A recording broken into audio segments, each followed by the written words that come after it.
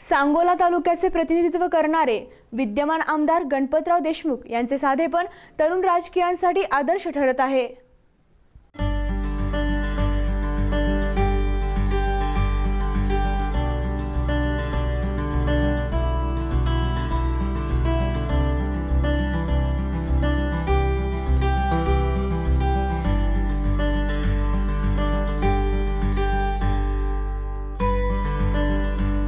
आजच्या राजकारणात पदप्रतिष्ठा आणि खुर्ची खूप महत्त्वाची असते।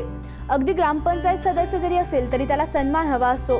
पण महाराष्ट्राच्या विधानसभेत 11 वेळा सांगोला तालुक्याचे प्रतिनिधित्व करणारे आमदार गणपतराव देशमुख हे सगळ्यांपेक्षा वेगळे आहेत, हे लोकांपर्यंत पोहोचले। त्यांचे हे सामान्यपण सांगोला तालुक्यातील एसबीएन प्रतिनिधी सुनील जवंजाळ यांनी टिपले आहे। सांगोला तालुक्यातील चोपडी येथे 13 दुष्काळी तालुक्यातील लोकांची पाणी संघर्ष परिषद आयोजित करण्यात आली होती। या परिषदेला आमदार देशमुख हे लवकर आले, तेथील व्यवस्थेची पाहणी केली व खुर्चीची अपेक्षा न करता ते सरळ गावातील कट्ट्यावर बसले। परिषदेसाठी आलेले वैभव नायकवडी, बाबूराव गुरव यांचे स्वागतही त्यांनी कट्ट्यावर बसूनच केले।